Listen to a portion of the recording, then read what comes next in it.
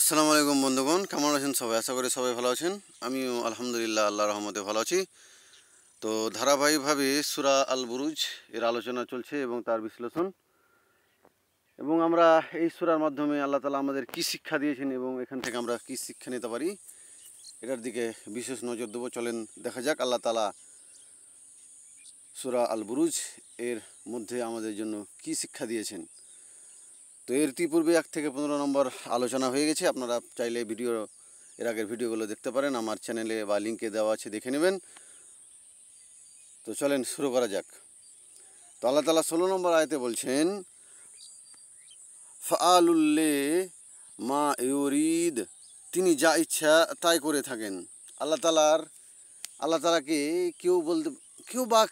কেউ নির্দেশ দিতে পারেন আপনি এটা করেন বা আপনি এটা করবেন, কেউ পরামর্শ দেন। আল্লাহ নিজেই যেটা চান আল্লাহ সেটাই নিজেই করেন। যেটা আল্লাহ নিজে সিদ্ধান্ত নেন আল্লাহ সেটাই করেন। তিনি কারোর সাথে পরামর্শ করেন না, কারো অনুসরণ নেন না। তিনি যা ইচ্ছা আল্লাহ তাআলা সেটাই করেন। তো আল্লাহ তাআলা বলছেন তিনি যা ইচ্ছা তাই করে থাকেন। আল্লাহ তাআলা যেটা ইচ্ছা আল্লাহ তাআলা সেটাই করেন। এই পৃথিবীর, এই মহাবিশ্ব, এই মানুষের জন্য, এই জিন জাতির জন্য, সমস্ত সৃষ্টির জন্য আল্লাহ তাআলা যা ইচ্ছা আল্লাহ তাই করেন। তার ইচ্ছার ওপর কারও নিয়ন্ত্রণ নাই। তো তাফসীরগণ কি বলছেন, অর্থাৎ তিনি যা চান তা বাস্তবে করে থাকেন। তার আদেশ ও চাহিদাকে রুখার সাধ্য কারও নেই, আর না কেউ তাকে কিছু জিজ্ঞাসা করার ক্ষমতা রাখে। আবু বকর সিদ্দিক রাদিয়াল্লাহু এর মৃত্যু রোগের সময় তাকে কেউ জিজ্ঞাসা করলো যে আপনাকে কি কোনো ডাক্তার দেখেছেন? তিনি বললেন হ্যাঁ। সে বলল তিনি কি বলেছেন? আবু বকর রাদিয়াল্লাহু বললেন তিনি বলেছেন অর্থাৎ অর্থাৎ আমি যা চাই তাই করি, আমার ব্যাপারে হস্তক্ষেপ করার মতো কেউ নেই। উদ্দেশ্য এই ছিল যে এই ব্যাপারটা এখন আর কোনো ডাক্তারের হাতে নেই, এখন আল্লাহই হলেন আমার ডাক্তার, যার ইচ্ছাকে কেউ টলাতে পারে না। আল্লাহ তাআলা যা ইচ্ছা, যখন মৃত্যু নির্ধারণ করেছেন সেই টাইমে মৃত্যু হবে। এটাই হচ্ছে চরম সত্য। এরপর 17 নম্বর আয়াতে আল্লাহ তাআলা বলছেন, হাল আতাকা হাদিসুল জুনুদ, তোমার নিকট কি সৈন্যবাহিনীর বৃত্তান্ত পৌঁছেছে? আল্লাহ তাআলা বলছেন তোমার নিকট কি সৈন্যবাহিনীর বৃত্তান্ত পৌঁছেছে। তাফসীরগণ বলছেন এখানে কি, অর্থাৎ তাদের উপর যখন আমার আযাব এলো এবং তাদেরকে আমি নিজের কবলে করে নিলাম, তখন কি তা কেউ টলাতে পারেনি? আল্লাহ তাআলা বলছেন কাউকে যখন কোনো বেঈমান, কোনো অহংকারী সম্প্রদায়কে তাদেরকে যখন ফালাক করা হয় আল্লাহ তাআলার সৈনিক দ্বারা, আল্লাহ তাআলার ফেরেশতা দ্বারা, তখন কি কেউ তাদেরকে রুখতে পেরেছে? ইতিপূর্বে যাকে আদ জাতির কথা বলেন, সামুদ জাতির কথা বলেন, তাদেরকে একবারে সমূলে ধ্বংস করা হয়েছিল। তাদেরকে কেউ কি আটকাতে পেরেছে? আল্লাহ তাআলা এখানে প্রশ্ন করছেন যে আমার যে এই যে ইচ্ছা হয়েছিল যে তাদেরকে আমি করে দেবো, সেটা কি কেউ আটকাতে পেরেছে? এরপর 18 নম্বর আয়াতে আল্লাহ তাআলা বলছেন,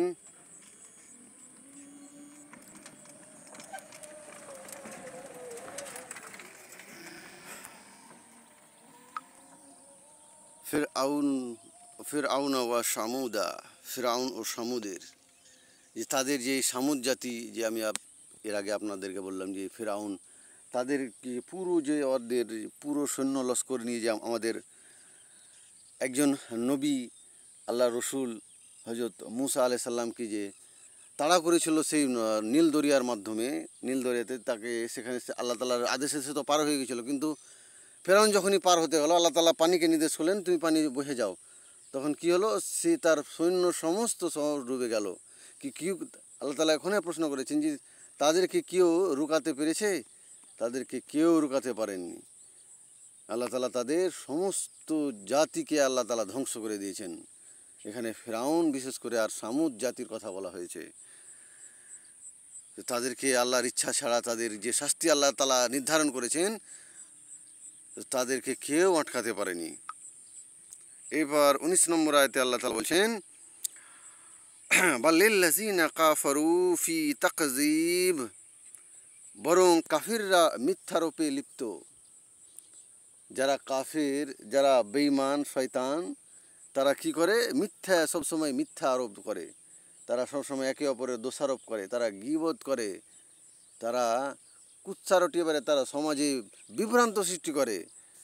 তো তাদের দ্বারা এই কাজ হয়।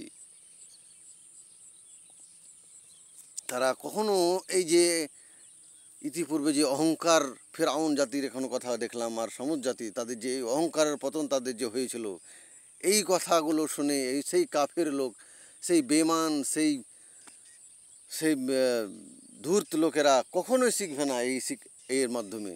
তারা কখনোই আল্লাহ তাআলার এই কঠোর বাণীতে তারা শিক্ষা নেবে না যে আমাদের এগুলো থেকে সরে আসতে হবে। তারা কখনোই চাইবে না যে আমরা থেকে এগুলোতে সরে আসি। তারা যেই তাদের কাজ, যে তাদের সমাজকে নষ্ট করা, যে তাদের পরিবারকে নষ্ট করা, যে তাদের নামাজ আল্লাহর ইবাদত থেকে বিরত থাকা, তারা সেটাই করে যাবে।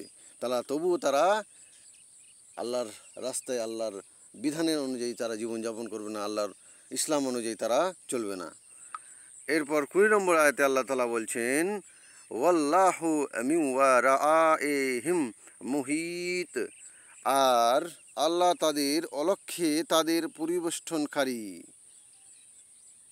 ওরা ভাবছে কি, যেই মিথ্যাবাজ লোকেরা, যে শয়তান লোকেরা, যে কাফির লোকেরা ভাবছে কি যে আমাদের কেউ দেখতে পাচ্ছে না, আমাদের শাসন করার, আমাদের রোকার মতন কেউ নেই। কিন্তু আল্লাহ তাআলা তাদেরকে চোখের মধ্যে হাত দিয়ে বলছেন যে তোমরা ভুল ভাবছো, তোমাদেরকে আমি 1 সেকেন্ডের জন্য আমরা চোখের তোমরা ওঝাল হয়ে যাও না, তোমরা সবাই আমার আয়ত্তে আছো, আমার আয়ত্তের পরিবেষ্টন, আমার আয়ত্তের মধ্যেই তোমরা পরিবেষ্টিত হয়ে আছো, আমার সার্কেলের মধ্যে তোমরা আছো।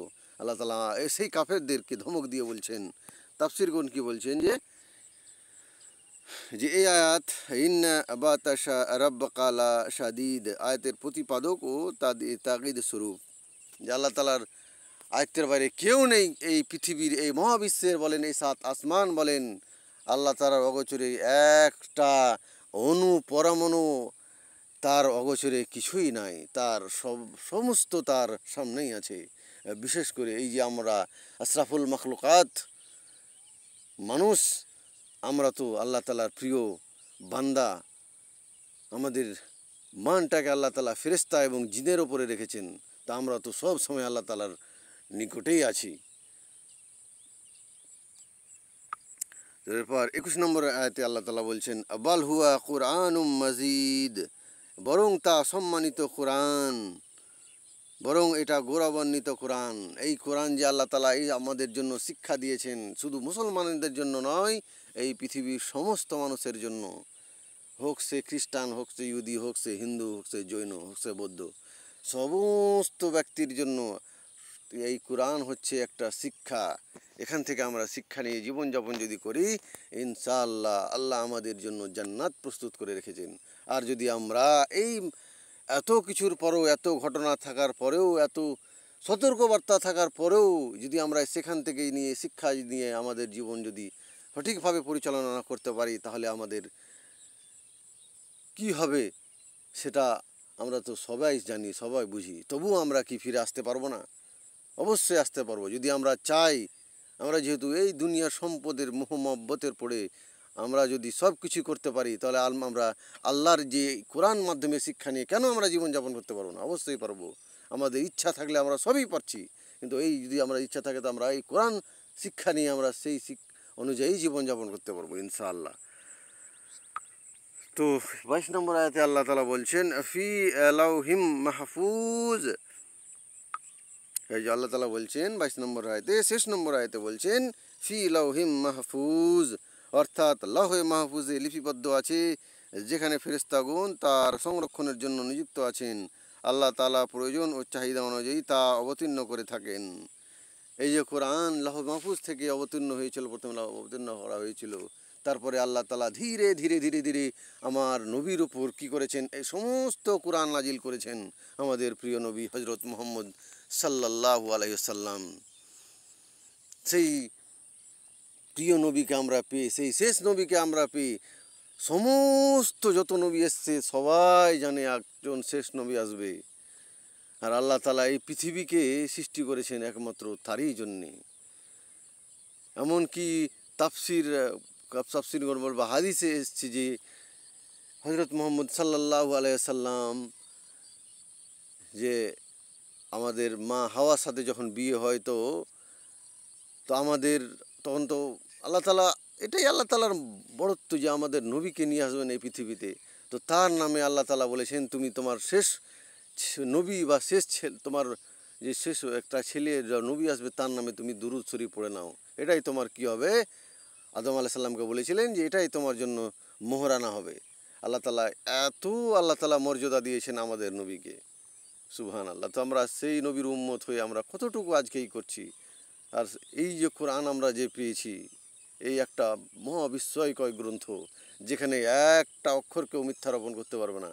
আমরা সেই কোরআনকে পেয়ে আমরা কতটুকু আমরা জীবনযাপন করে কতটুকু সেই অনুযায়ী চলছি আমরাকে একটু ভাবতে হবে। এটাই সময়। এই সময় যদি আমরা না ভাবি, এই সময় যদি আমরা না একতা হই, তো আমাদের নবীর হাদিস অনুযায়ী আমরা তো অনেক সংখ্যায় আছি কিন্তু আমাদের কেউ থাকবে না। এখন দেখেন ফিলিস্তিনে কি হচ্ছে, আরও অন্যান্য দেশে কী হচ্ছে, বেধর্মীরা আমাদের মুসলমান ভাই বোনদের কীভাবে কচুকাটা করে মারছে। তো আমরা যদি কোরআন অনুযায়ী আমাদের জীবনযাপন করি, কোরআন অনুযায়ী আমরা যদি একতা হয়ে চলি, ইনশাআল্লাহ আল্লাহ আমাদের সাথে থাকবেন। আল্লাহ যদি আমাদের সাথে থাকে তো এই পৃথিবীতে এমন কেউ নাই যে আমাদের ধ্বংস করতে পারবে, আমাদের মারতে পারবে। তো এই হচ্ছে আজকের আলোচনা সূরা আল বুরুজ। আপনারা ভিডিওটা ভালো লাগলে অবশ্যই বন্ধুদের সাথে শেয়ার করবেন, বেল আইকনটা ঘন্টাটা প্রেস করে দিবেন পরবর্তী ভিডিও পাওয়ার জন্য। ভালো থাকেন সবাই, সুস্থ থাকেন সবাই। আসসালামু আলাইকুম ওয়া রাহমাতুল্লাহি ওয়া বারাকাতুহু।